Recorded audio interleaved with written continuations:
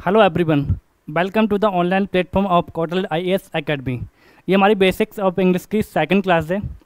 First class में हमने कुछ बेसिक्स जाने थे ग्रामर के, जिसमें हमने पार्ट ऑफ स्पीच को डिस्कस किया था, जैसे नाउन, प्रोनाउन, वर्ब, एडजेक्टिव और एडवर्ब हम डिस्कस कर रहे थे लास्ट क्लास में। अब हम आगे चलते हैं वहाँ से।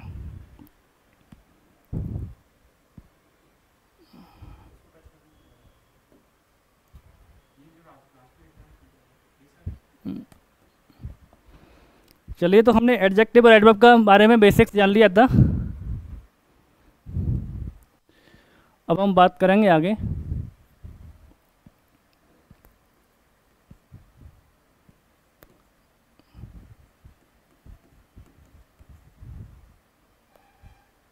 कंजंक्शन। तो कंजंक्शन क्या होते हैं दोस्तों? कंजंक्शन ऐसे वर्ड्स होते हैं जो फ्रेज, क्लॉज या वर्ड्स को जोड़ने का काम करते हैं, जैसे कि एंड हो गया, बट हो गया,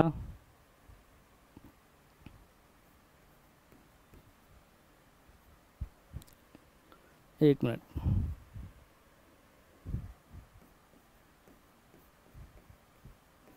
नॉट ओनली,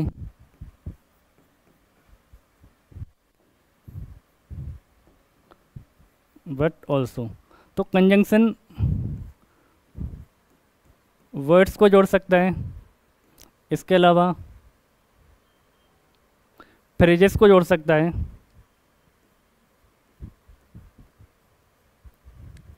और एक से ज़्यादा क्लॉजेस को भी जोड़ने का काम कर सकता है। तो कुछ एग्जांपल लेते हैं, जैसे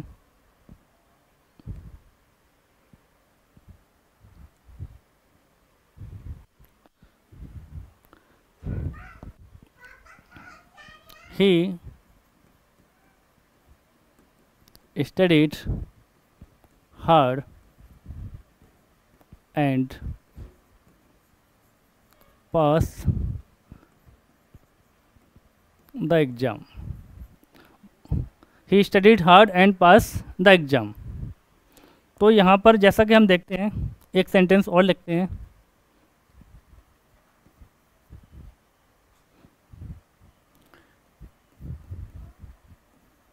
She studied hard, but she failed in the exam. दोनों एक जैसे सेंटेंस हैं।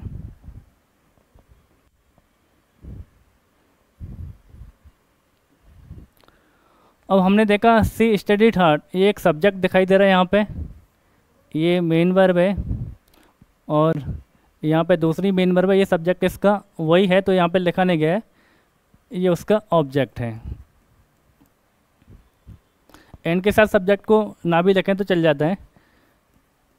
ये सब्जेक्ट, ये मेन वर्ब, दूसरा यहाँ भी ये सब्जेक्ट और दूसरा मेन वर्ब। तो हमको क्या दिखाई दे रहा है, ये दोनों के दोनों क्या हो गए, यहाँ से यहाँ तक क्या है, एक क्लॉज है, फिर यहाँ से यहाँ तक ये क्या है, एक दूसरा क्लॉज आ रहा है।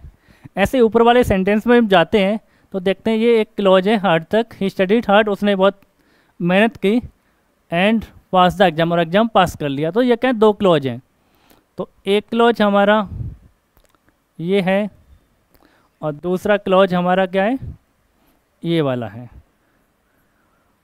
तो अब बीच में कौन है, ये जो वर्ड है और ये जो वर्ड है, ये क्या कर रहा है, जोड़ने का काम कर रहा है, दो क्लॉज को जोड़ने का काम कर रहा है, कनेक्टर का काम कर रहा है। तो कंजंक्शन क्या होता है, कनेक्टर होते हैं जो दो वर्ड्स को जोड़ सकते हैं, दो क्लॉजेस को जोड़ सकते हैं और दो फ्रेजेस को जोड़ सकते हैं। जैसे कि दो पाइप हैं, एक पाइप ये है, अब दोनों पाइप को हमें जोड़ना है, तो बीच में क्या लगाना पड़ता है, जॉइंट के लिए एक सॉकेट लगाना पड़ता है। तो एक तरह से कंजंक्शन भी क्या होते हैं, एक तरह से सॉकेट होते हैं जो एक सेंटेंस के एंडिंग सिरे और दूसरे सेंटेंस के स्टार्टिंग सिरे को जोड़ने का काम करते हैं। तो एंड और बट यहाँ पे क्या हो गया, कंजंक्शन। लेकिन एंड ऐसा कंजंक्शन है जो सेम आइडियाज़ को जोड़ता है, यानी उसने मेहनत की और एग्ज़ाम पास कर लिया, मेहनत की लेकिन उसके बावजूद क्या हो गया, फेल हो गई। तो दो अपोजिट आइडियाज़ को जोड़ता है, तो कॉन्ट्ररी आइडिया को जोड़ने का काम करता है। चलिए, तो ये तो थे कंजंक्शन, दो किसको जोड़ रहे हैं, दो क्लॉजेस को जोड़ने का काम कर रहा है। और कुछ सेंटेंस देखते हैं।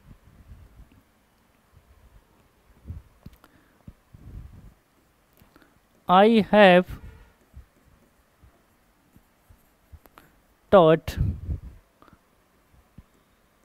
both Ram and Hari. I have taught both Ram and Hari.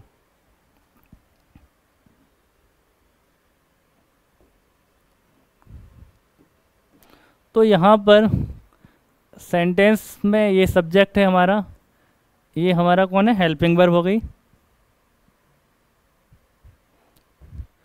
तो हैव कौन हो गया यहाँ पे हमारा, हेल्पिंग वर्ब हो गया। टॉट कौन है यहाँ पे, हमारा मेन वर्ब है। अब ये जो दोनों हैं वो क्या है, ऑब्जेक्ट हैं किसके, इस मेन वर्ब के। ऑब्जेक्ट हैं किसके यहाँ पे, मेन वर्ब के। तो आई हैव टॉट बोथ, मैंने दोनों को पढ़ाया, राम एंड हरी। तो यहाँ पे जो कंजंक्शन है, एंड क्या है यहाँ पे, कंजंक्शन है, वो किसको जोड़ रहा है, दो ऑब्जेक्ट को जोड़ रहा है, राम को और हरी को जोड़ने का काम कौन कर रहा है, कंजंक्शन कर रहा है। तो कंजंक्शन यहाँ पे किसको जोड़ रहा है, दो वर्ड्स को जोड़ रहा है, दो सब्जेक्ट को जोड़ रहा है। ऑब्जेक्ट को भी जोड़ सकता है, Hari and his friends are going to Delhi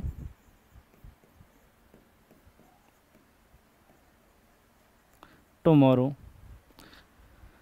तो जब इस सेंटेंस को हम स्टडी करते हैं तो क्या पाते हैं, अब ये हमारी हेल्पिंग वर्ब है, ये हमारी मेन वर्ब है, ये बीच में कौन आ गया, बीच में प्रपोजिशन है, प्रपोजिशन का ये ऑब्जेक्ट है। एडवर्ब टाइम होगा, कब होगा ये काम, टुमारो होगा, कल ये एक्शन होगी, अभी हुई नहीं है।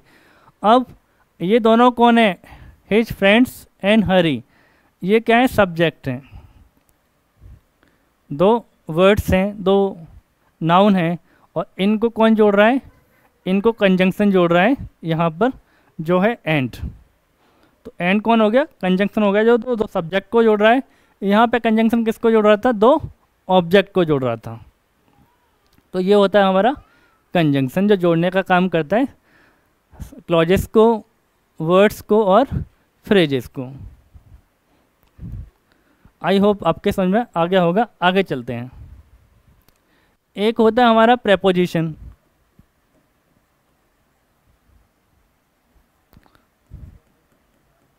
कौन होता है, प्रेपोजिशन। अब प्रेपोजिशन का फंक्शन क्या रहता है, प्रेपोजिशन एक सेंटेंस में यूज होती है और किसी नाउन या प्रोनाउन का रिलेशन किसी दूसरे वर्ड से बनाती है। यानी कि कहने का मतलब प्रोपोजिशन जो होता है वो केवल वर्ड्स को जोड़ पाता है, एक कंजंक्शन की तरह, फ्रेज कंजंक्शन की तरह क्लॉज को नहीं जोड़ सकता। वो किसको जोड़ सकता है, वर्ड्स को जोड़ सकता है। जैसे ये पोजीशन बताती है नाउन की, जैसे कि ऑन, इन, विद, ये सब क्या है, प्रपोजिशन है। जैसे कि your bag is on the table. तो ये बैग के बारे में इंफॉर्मेशन दे रही है, बैग की पोजीशन बता रही है, बैग कहाँ है, ऑन द टेबल है। She is in her class, वो अपनी क्लास में है। The child is playing with his friends.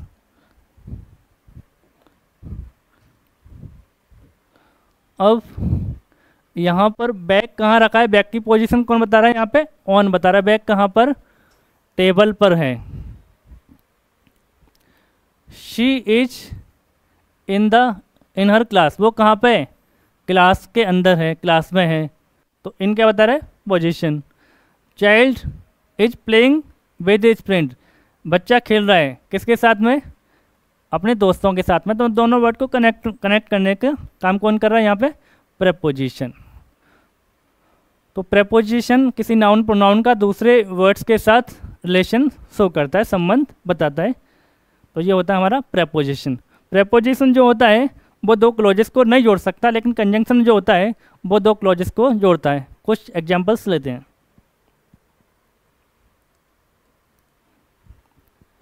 जैसे कि एक वर्ड है बिकॉज, एक वर्ड लेते हैं हम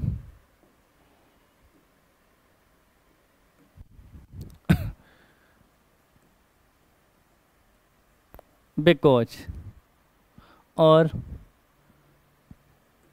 दूसरा वर्ड है, दोनों में कंपेरिजन कराते हैं, बिकॉज ऑफ। अब जो बिकॉज है ये हमारा कौन है, ये कंजंक्शन है हमारा। बिकॉज क्या है, ये हमारा कंजंक्शन है, जबकि बिकॉज ऑफ जो है वो प्रेपोजिशन है। बिकॉज ऑफ के बाद पूरा सेंटेंस नहीं आएगा, लेकिन बिकॉज के बाद पूरा क्लॉज आ जाएगा। ये भी रीजन बताता है, हालांकि ये भी रीजन बताता है, लेकिन इसके बाद कुछ वर्ड्स आ सकते हैं, फ्रेज आ सकते हैं, लेकिन पूरा एक सेंटेंस नहीं आएगा। जैसे एग्जांपल लेते हैं,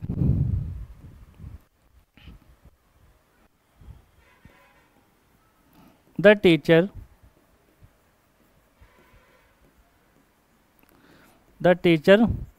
punished him because he came late.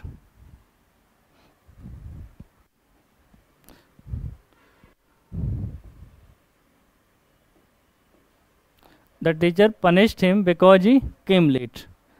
तो बिकॉज क्या बताता है, रीजन बताता है, कारण बताता है। तो ये हमारा पूरा एक क्लॉज है। ये हमारा सब्जेक्ट हो गया, ये क्या हो गया, मेन वर्ब हो गया, ये क्या हो गया, ऑब्जेक्ट। अब ये हो गया हमारा कंजंक्शन, क्योंकि यहाँ भी देखो ये सब्जेक्ट है हमारा, ये इसकी मेन वर्ब है। तो ये क्या हो गया, पूरा एक क्लॉज हो गया। और ये क्या हो गया, ये भी हमारा एक क्लॉज हो गया। तो इस सेंटेंस में दो क्लॉज हैं और दोनों को जोड़ कौन रहा है, कंजंक्शन। तो द टीचर पनिश्ड हिम क्योंकि ही केम लेट। तो रीजन क्या है पनिश करने का, कि वो लेट आया था, इसलिए टीचर ने उसको पनिश किया। तो यहाँ पे जो बिकॉज है वो किस, बिकॉज क्या है, कंजंक्शन है, उसके बाद पूरा एक क्या है, एक क्लॉज आया है, और कंजंक्शन कौन सा है, रीजन बताने वाला है। लेकिन बिकॉज ऑफ ये प्रेपोजिशन होती है, इसके बाद पूरा सेंटेंस या क्लॉज नहीं आ सकता।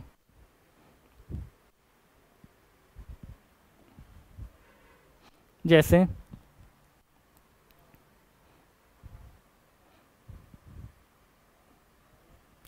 I have got late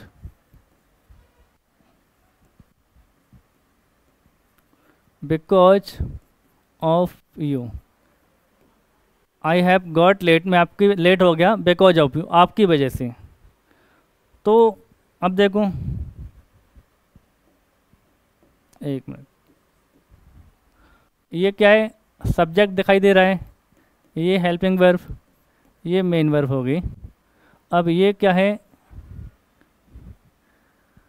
ये यहाँ पे प्रेपोजिशन है, क्योंकि ये वाला जो ये क्या है सेंटेंस में, ये तो क्लॉज हो गया, लेकिन आगे तो पूरा एक सेंटेंस है नहीं है। तो ये बिकॉज ऑफ क्या होगा यहाँ पे, बिकॉज ऑफ प्रेपोजिशन है, किसको जोड़ रहा है, एक वर्ड को जोड़ रहा है, ना कि एक पूरा सेंटेंस को जोड़ रहा है। तो I have got late because of you, मैं आपकी वजह से लेट हुआ हूँ। या फिर जो पहले वाला सेंटेंस है सेम सेंटेंस ऐसा ही रख सकते हैं हम। The teacher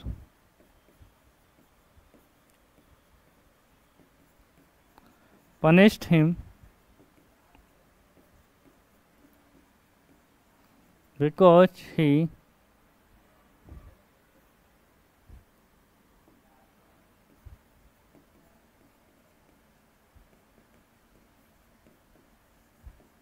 because his coming late।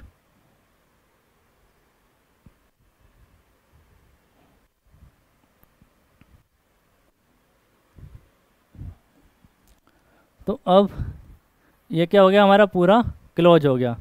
लेकिन ये पूरा क्लोज नहीं है, ये क्या है, फ्रेज है। हिज कमिंग लेट, उसके लेट आने की वजह से। तो ये फ्रेज है, ये क्लोज है। तो कंजंक्शन जो होता है या तो दो क्लोज को जोड़ेगा या फ्रेज को जोड़ेगा, लेकिन एक फ्रेज को कंजंक्शन नहीं जोड़ सकता, कंजंक्शन यहाँ पे नहीं जोड़ेगा। हमें यहाँ पे किसकी आवश्यकता है, यहाँ पे आवश्यकता है हमें प्रपोजिशन की। तो हम यहाँ पे क्या लगाएंगे,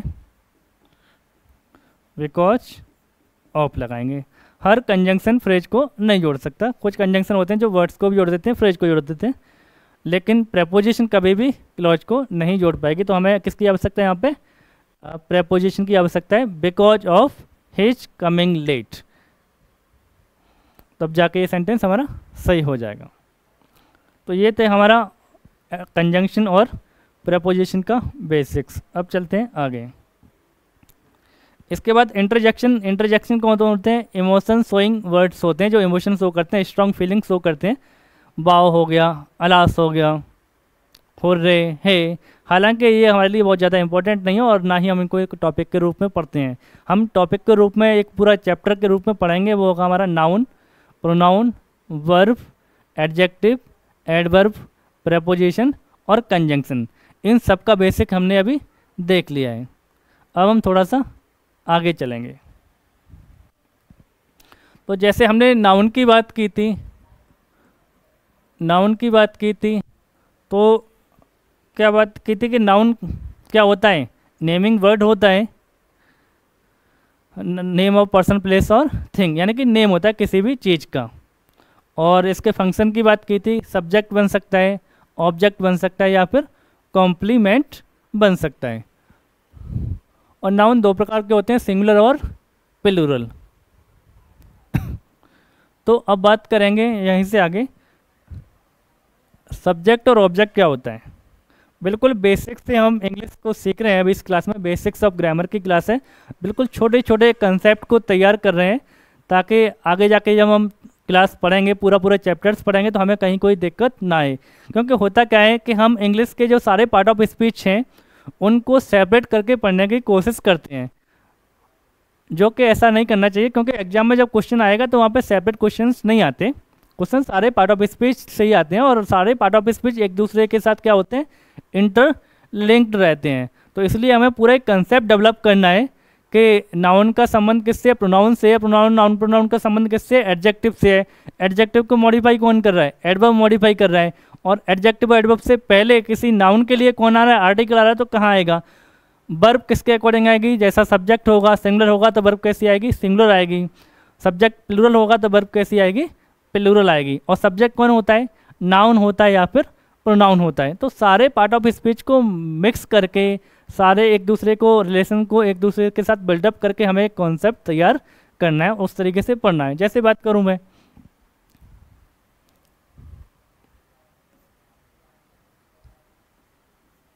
he is a very hard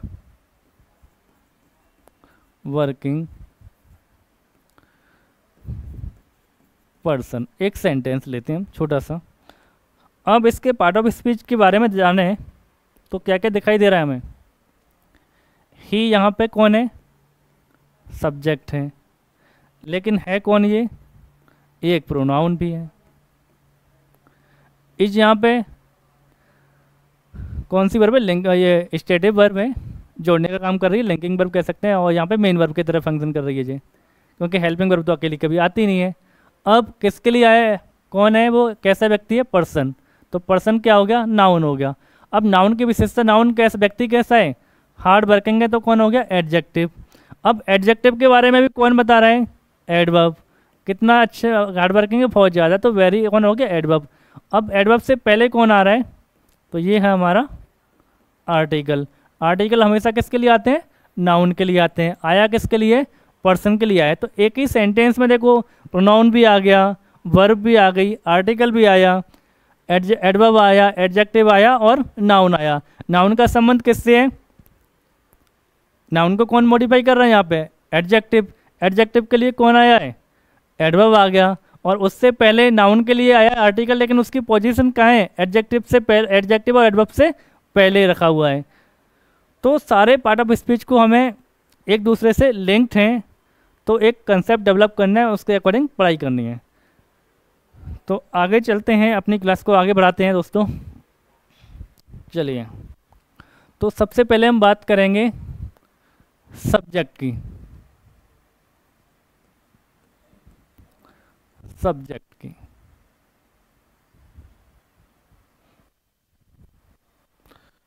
थोड़ा अच्छे से लिख देता हूँ, अजीब सा दिख रहा होगा।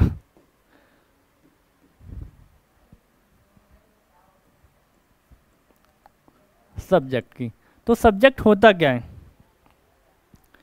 बहुत अजीब सी, बहुत इजी चीज़ है कि सब्जेक्ट सब जानते हैं सब्जेक्ट, लेकिन टेक्निकली देखें तो सब्जेक्ट क्या होता है, कैसे हम फाइंड करेंगे सब्जेक्ट। तो सब्जेक्ट कौन होता है, सब्जेक्ट होता है हमारा doer of an action. Subject कौन होता है, डूअर ऑफ एन एक्शन, यानी कोई एक्शन हो रही है तो उस एक्शन को करने वाला जो व्यक्ति है वो कौन होगा, डूअर होगा। जैसे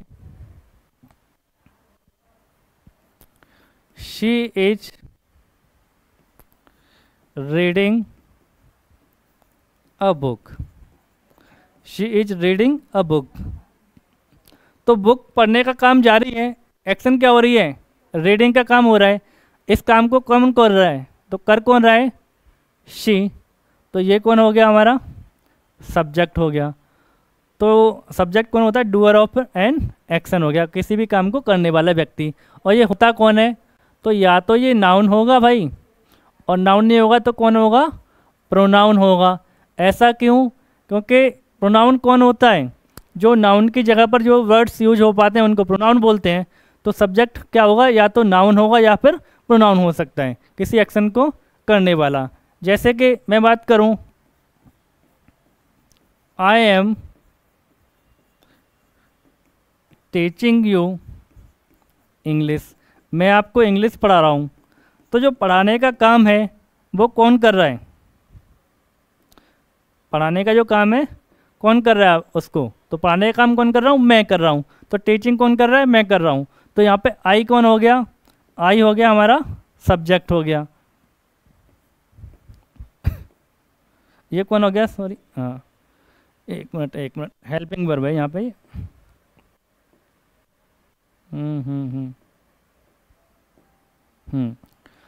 तो यहाँ पर एम कौन हो गया, यहाँ पे हेल्पिंग वर्ब है, क्योंकि यहाँ पे मेन वर्ब कौन है, टीचिंग।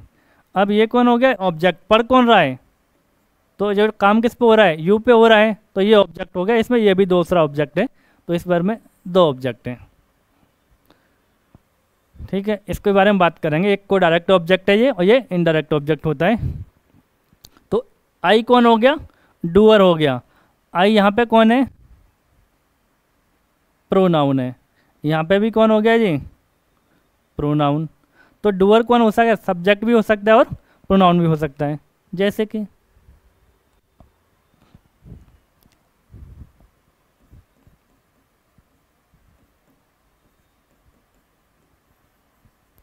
हरी सिंह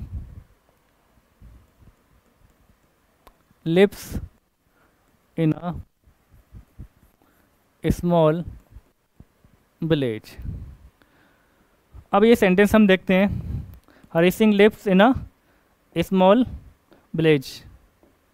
बिल्कुल अपन बेसिक से चल रहे हैं, छोटी छोटी चीज़ों को कवर कर रहे हैं ताकि जब आगे हम क्लासेस लेंगे तो कोई दिक्कत ना हो। जितना अच्छा फाउंडेशन होगा, जितना अच्छा हमारा बेस होगा, उतनी अच्छी हम रेस लगा पाएंगे जीवन में। तो फाउंडेशन अच्छा बहुत ज़रूरी है होना, तभी उस फाउंडेशन पे एक ऊंची बिल्डिंग की नींव रखी जा सकती है। तो अब रहने का काम कौन कर रहा है यहाँ पे? हरी सिंह। तो हरी सिंह कौन हो गए? सब्जेक्ट हो गए। ये कौन है यहाँ पे? मेन वर्ब है।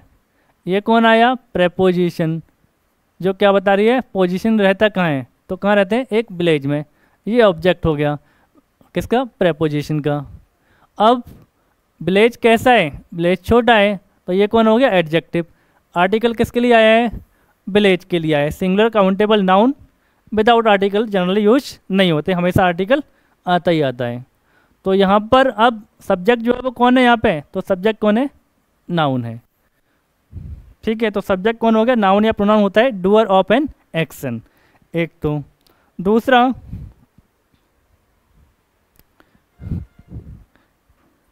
जैसे कि एक सेंटेंस लेते हैं, she is a nice teacher. She is a nice teacher. अब जब इस सेंटेंस में हम देखते हैं तो ये मेन वर्ब है, लेकिन इस वाले सेंटेंस में कोई एक्शन नहीं हो रही। जो डूअर होता है, डूअर है, जो सब्जेक्ट है, वो कोई भी एक्शन नहीं कर रहा है। डूअर यानी सब्जेक्ट क्या है? डूअर नहीं है, क्योंकि एक्शन यहाँ पे कोई हो ही नहीं रही है, एक्शन नहीं हो रही है। तो ये वर्ब किसके लिए आई है? इसी के लिए आई है। तो हमारे दूसरी डेफिनेशन जो सब्जेक्ट की होती है वो क्या होती है? अ नाउन या प्रोनाउन विच इज एक्सप्लेन्ड। तो किसी नाउन या प्रोनाउन के बारे में कुछ कहा जा रहा है, बताया जा रहा है, उसको भी क्या बोलते हैं? सब्जेक्ट बोलते हैं। तो यहाँ पर इस सेंटेंस में कोई भी एक्शन नहीं हो रही है, लेकिन इस प्रोनाउन के बारे में कुछ बताया जा रहा है, कुछ इन्फॉर्मेशन दी जा रही है कि वो क्या है? वो एक टीचर है। तो टीचर यहाँ पे नाउन है। टीचर कैसी है? नाइस। तो ये कौन हो गया? एडजेक्टिव। और ये हो गया हमारा आर्टिकल। किसके लिए आया है? तो यहाँ पे ये भी क्या होगा? हमारा सब्जेक्ट होगा। ये भी क्या होगा? सब्जेक्ट होगा, लेकिन ये डूअर नहीं है। यहाँ पे क्या नहीं है? डूअर नहीं है। इसके बारे में कुछ एक्सप्लेन किया जा रहा है, क्योंकि यहाँ पे कोई भी एक्शन वर्ब नहीं है, सब्जेक्ट के द्वारा कोई भी एक्शन नहीं हो रही है, तो लेकिन इसको भी क्या बोलेंगे? सब्जेक्ट बोलेंगे। तो सब्जेक्ट नाउन या प्रोनाउन होता है, या तो डूअर ऑफ एक्शन होगा अगर वर्ब एक्शन है, अगर वर्ब नॉन एक्शन वर्ब है तो उस नाउन या प्रोनाउन को भी सब्जेक्ट बोलेंगे, जिसके बारे में कुछ बताया जा रहा है, एक्सप्लेन किया जा रहा है। तो ये तो हमारा सब्जेक्ट का बेसिक। अब चलते हैं हम आगे। अब जैसा हमारा सब्जेक्ट होगा वैसे ही क्या आएगी? वर्ब आएगी। तो अगर हमारा सब्जेक्ट सिंगुलर है तो इसके साथ वर्ब भी कैसी आएगी? सिंगुलर वर्ब का यूज किया जाएगा। अगर हमारा सब्जेक्ट प्लूरल है तो इसके साथ वर्ब भी कैसी आएगी? प्लूरल वर्ब का यूज होगा। तो जैसा सब्जेक्ट होता है ऐसी उसके अकॉर्डिंग वर्ब आती है। तो सब्जेक्ट सिंगुलर भी हो सकता है और प्लूरल भी होता है, तो उसी के अकॉर्डिंग वर्ब सिंगुलर और प्लूरल आती है। इसी को बोलते हैं सब्जेक्ट एंड वर्ब एग्रीमेंट। चलिए, ये तो बात हुई सब्जेक्ट की। अब बात करेंगे किसकी? ऑब्जेक्ट की, जो काफ़ी इंपॉर्टेंट है हमारे लिए एग्जाम पॉइंट ऑफ व्यू से। जब टफ क्वेश्चंस होते हैं, बैंक पीओ के लेवल के क्वेश्चंस होते हैं, तो वहाँ पे ऑब्जेक्ट और सब्जेक्ट ढूंढने में ये कंसेप्ट है बहुत आपकी हेल्प करने वाला है। तो ऑब्जेक्ट जो होता है हमारा, वो भी क्या होता है? या तो कोई नाउन होगा या प्रोनाउन होगा, या तो कोई नाउन होगा या फिर प्रोनाउन होगा। अब पता कैसे लगाएंगे? तो ऑब्जेक्ट होता है क्या? डेफिनेशन क्या होती है? तो ऑब्जेक्ट होता है हमारा रिसीवर। क्या होता है? ये रिसीवर होता है हमारा, रिसीवर ऑफ एन एक्शन। मान लो किसी डूअर के द्वारा कोई एक्शन हो रही है, तो उस एक्शन को रिसीव करने वाला जो है उसको क्या बोलते हैं? हम ऑब्जेक्ट बोलते हैं। जो क्या हो सकता है? नाउन हो सकता है या फिर प्रोनाउन हो सकता है हमारा। कुछ एग्जाम्पल लेके समझने की कोशिश करते हैं।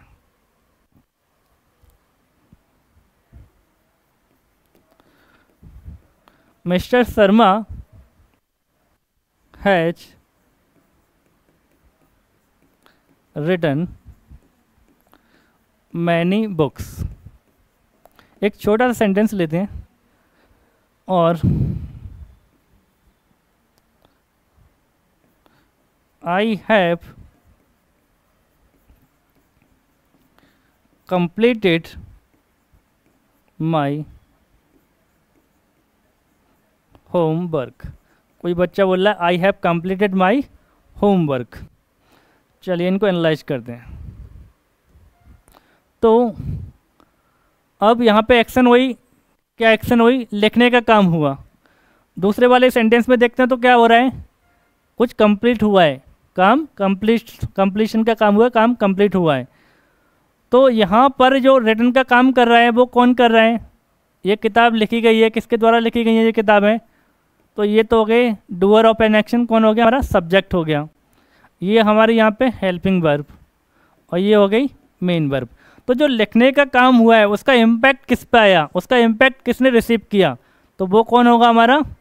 वो होगा हमारा ऑब्जेक्ट। तो ये जो एक्शन हुई है इसका काम किस पे आया है, रिसीव किसने किया इस एक्शन को, इम्पैक्ट किस पे आया है? बुक पे। तो बुक क्या हो गया हमारा? ऑब्जेक्ट। तो यहाँ पे बुक हमारी क्या है? ऑब्जेक्ट है। बुक्स एक से ज़्यादा है तो इसलिए क्या लगा हुआ है? मैनी लगा हुआ है। अब दूसरे वाले सेंटेंस में देखते हैं तो I have completed my homework. Complete ये क्या हो गया हमारा? मेन वर्ब हो गया, एक्शन हो गई। ये कौन हो गया? हेल्पिंग वर्ब हो गई। ये कौन है हमारा? सब्जेक्ट है। अब सब्जेक्ट है तो ऑब्जेक्ट क्या है?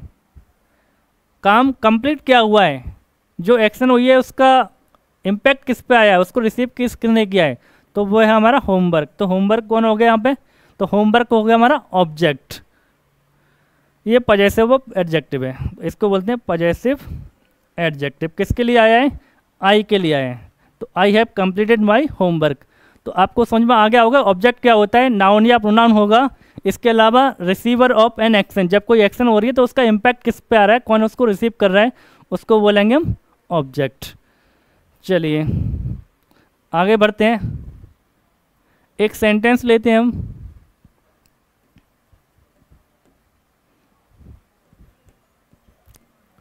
Mister Verma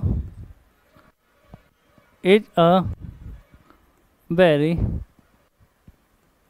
nice doctor. अब इस वाले सेंटेंस को जब देखते हैं तो ये तो हमें हमारा सब्जेक्ट होगा, इनके बारे में कुछ बताया जा रहा है। लेकिन इस सेंटेंस में जो डूअर है, सब्जेक्ट है, डूअर तो यहाँ पे है नहीं, जो सब्जेक्ट है वो कोई एक्शन नहीं कर रहा है, क्योंकि कोई भी एक्शन यहाँ पे इस सेंटेंस में नहीं हो रही है। लेकिन हम मिस्टर वर्मा के बारे में कुछ एक्सप्लेन किया जा रहा है, तो ये तो हो गई हमारी वर्ब। अब डॉक्टर कौन होगा यहाँ पे? क्या ये ऑब्जेक्ट होगा? सब्जेक्ट तो हो ही नहीं सकता। तो यहाँ पे ऑब्जेक्ट नहीं बोलेंगे इसको। ऑब्जेक्ट क्यों नहीं बोलेंगे? कोई एक्शन ही नहीं हुई है, तो कोई एक्शन नहीं हो तो उसको रिसीव कौन करेगा? तो there is no receiver in this sentence because there is no action. तो इसको बोलते हैं हम कॉम्प्लीमेंट। क्या बोलते हैं? इसको बोलते हैं कॉम्प्लीमेंट। और कॉम्प्लीमेंट को हिंदी में बोलते हैं पूरक, यानी ऐसे वर्ड्स जो किसी चीज़ का मीनिंग को, किसी चीज़ के अर्थ को क्या करते हैं? पूरा करने का काम करते हैं। तो यहाँ पे सेंटेंस के मीनिंग को पूरा कर रहा है तो इसको क्या बोलेंगे? कॉम्प्लीमेंट। और नाइस किसके लिए है? डॉक्टर के लिए। तो ये हो गया हमारा एडजेक्टिव, जैसे हम जानते हैं। ये हो गया हमारा एडवर्ब। ये आप जानते हैं अपन है आर्टिकल। तो आई होप आपको सब्जेक्ट और ऑब्जेक्ट बहुत अच्छे से समझ में आया होगा। अब थोड़ा सा और आगे बढ़ते हैं ऑब्जेक्ट के बारे में। ऑब्जेक्ट मिलेगा कहाँ और कैसे फाइंड करेंगे? तो जो ऑब्जेक्ट होता है वो दो टाइप का होता है। ऑब्जेक्ट जो होता है हमारा दो टाइप का होता है। एक तो मेन वर्ब, या इसको मैं चलो पूरा ही लिख देता हूँ। एक तो होगा हमारा मेन वर्ब के बाद मिलता है,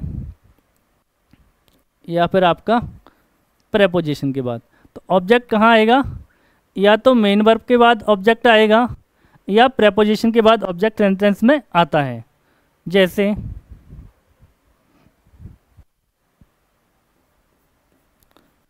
I have read many books.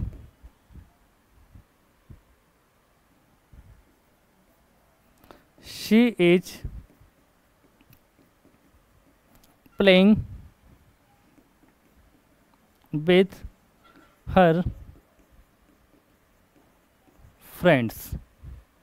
She is playing with her friends. तो अब यहाँ पर एक्शन हुई, पढ़ने का काम हुआ, किसने किया? सब्जेक्ट तो क्या है यहाँ पर? सब्जेक्ट और डूअर एक ही व्यक्ति है। ये हमारी हेल्पिंग वर्ब हो गई, ये हो गई हमारा मेन वर्ब। मैंने क्या पढ़ा है, तो ये हो गया हमारा ऑब्जेक्ट। बहुत सारी किताबें मेरे द्वारा पढ़ी गई हैं, तो एक्शन जो हुई है, रिसीवर कौन है उसमें? बुक्स है यहाँ पे। अब इस वाले सेंटेंस में देख रहे हैं, तो ये वाला जो ऑब्जेक्ट है वो ऑब्जेक्ट तो है, लेकिन किसका है? तो ये ऑब्जेक्ट ऑफ मेन वर्ब। ये किसका ऑब्जेक्ट है? मेन वर्ब का ऑब्जेक्ट है। लेकिन इस वाले सेंटेंस में ये हमारा सब्जेक्ट डूअर है, एक्शन हो रही है, मेन वर्ब। ये कौन आ गया बीच में? प्रेपोजिशन। तो ये जो ऑब्जेक्ट है किसका है? ये भी ऑब्जेक्ट है, लेकिन ऑब्जेक्ट किसका है? ये प्रेपोजिशन का है। तो ऑब्जेक्ट किसका है? ये प्रेपोजिशन का है। यहाँ पर वर्ब के पास कोई भी ऑब्जेक्ट नहीं है। जो दूसरा ऑब्जेक्ट आया वो किसका हो गया? प्रेपोजिशन का। तो ये ऑब्जेक्ट ऑफ प्रेपोजिशन, ठीक है। तो ऑब्जेक्ट ऑफ प्रेपोजिशन। तो ऑब्जेक्ट नाउन या प्रोनाउन होता है, रिसीवर ऑफ एन एक्शन होता है, और ऑब्जेक्ट कहाँ आएगा? या तो मेन वर्ब के बाद आएगा या फिर प्रेपोजिशन के बाद आएगा।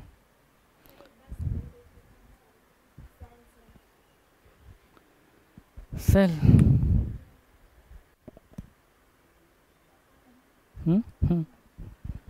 चलिए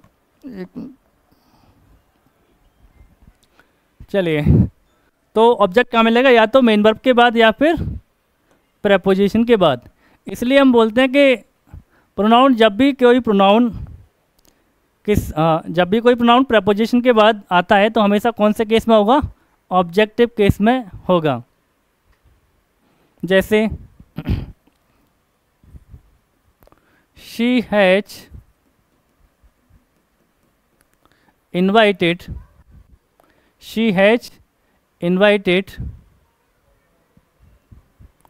you and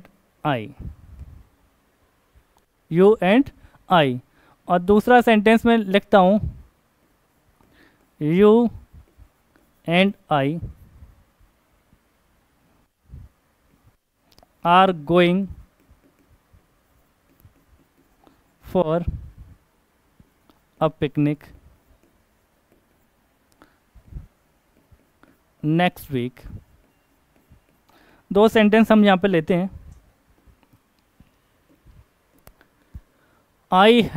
she has invited you and I. तो ये तो हमारा सब्जेक्ट है, ये हमारी हेल्पिंग वर्ब हो गई। ये कौन है? ये हमारी मेन वर्ब। अब ये कौन है? दोनों के दोनों इसके ऑब्जेक्ट हैं। इनवाइट किसको किया गया? यू को और आई को। तो दोनों कौन हो गए? ऑब्जेक्ट। अब दिक्कत क्या है? ऑब्जेक्ट हो गए तो अब यू तो सब्जेक्ट और ऑब्जेक्ट एक जैसा होता है, लेकिन क्या आई यहाँ पे सब्जेक्टिव केस में है? तो दो प्रोनाउन आए हैं, दोनों ऑब्जेक्ट हैं, तो उनका केस कौन सा होगा? ऑब्जेक्ट है तो ऑब्जेक्टिव केस में होगा। तो प्रेपोजिशन के बाद ऑब्जेक्ट आते हैं, तो यहाँ पे क्या हो जाएगा? आई यहाँ पे क्या होगा? गलत होगा। आई को रिप्लेस करना पड़ेगा किससे? मी से। तो मी क्या होगा? सही, यू एंड मी। लेकिन इस वाले सेंटेंस में देखें, तो यू एंड आई, ये दोनों के दोनों क्या हैं? सब्जेक्ट हैं। किसके? हेल्पिंग वर्ब आर के। हेल्पिंग वर्ब आर के। तो इसका मतलब ये वाला सेंटेंस करेक्ट है, इसमें कोई गलती नहीं है। यू एंड आई ही रहेगा, क्योंकि यहाँ सब्जेक्ट की आवश्यकता है। यहाँ पे हमें ऑब्जेक्ट की नीड थी, इसलिए हमने आई को रिप्लेस करके मी में कन्वर्ट कर लिया। तो यहाँ पर ये किसके ऑब्जेक्ट थे? दोनों मेन वर्ब के ऑब्जेक्ट थे।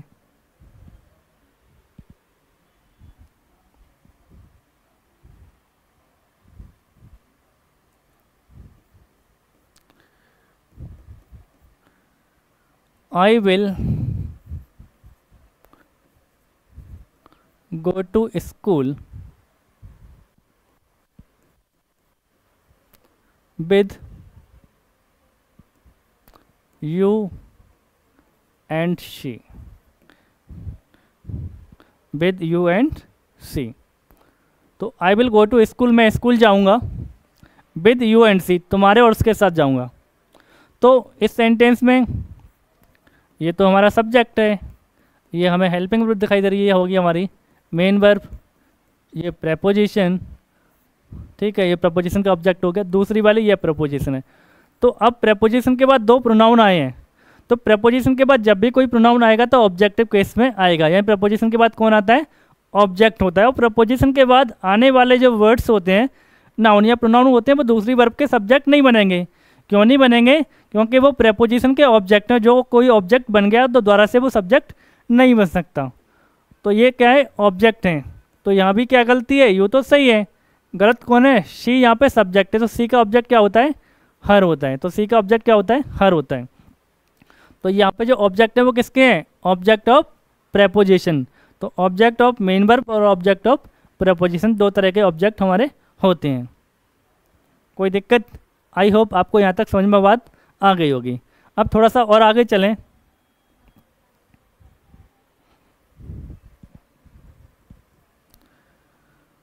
हाँ देखो,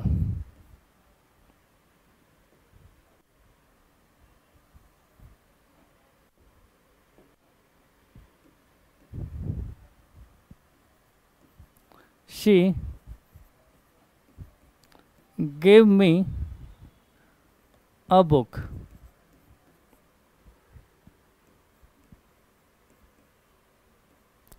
She gave me a book yesterday. अब इस सेंटेंस को देखते हैं तो हमें एक नई चीज़ सीखने को मिलेगी। अब नई चीज़ क्या है, ये हमारा सब्जेक्ट हो गया, ये हमारी मेन वर्ब है।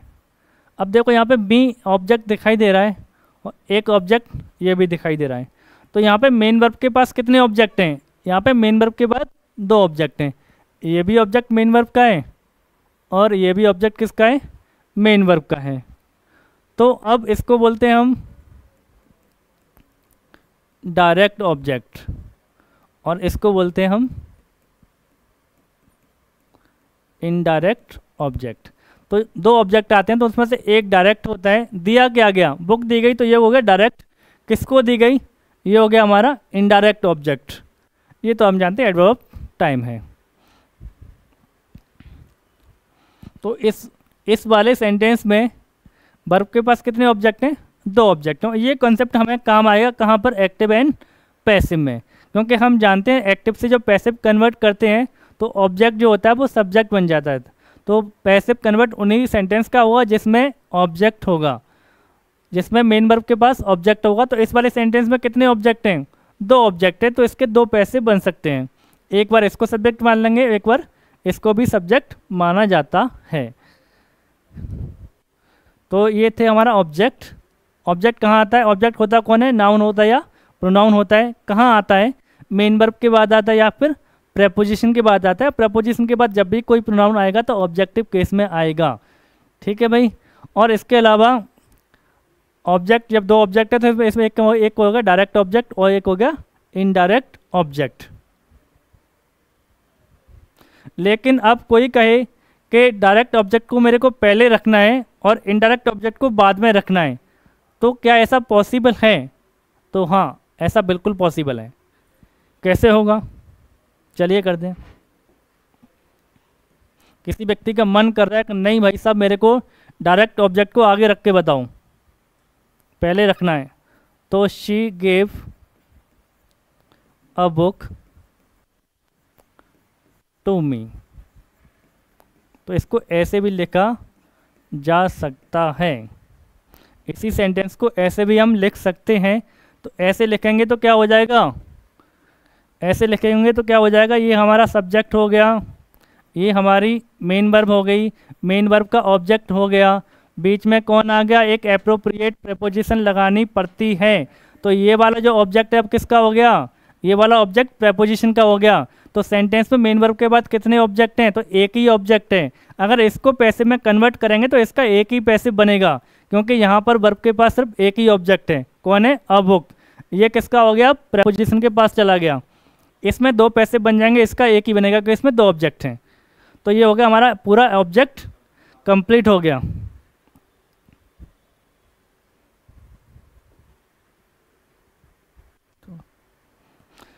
तो आज की क्लास में इतना ही। तो हमने क्या समझा, पुरानी क्लास में एडजेक्टिव एडवर्ब पे ख़त्म किया था, उसके बाद कंजंक्शन जाना, प्रेपोजिशन जाना, और आपका सब्जेक्ट ऑब्जेक्ट कैसे फाइंड करते हैं वो निकालना सीखा। तो आज की क्लास में इतना ही, बाकी अपन कंटिन्यू करेंगे नेक्स्ट क्लास में।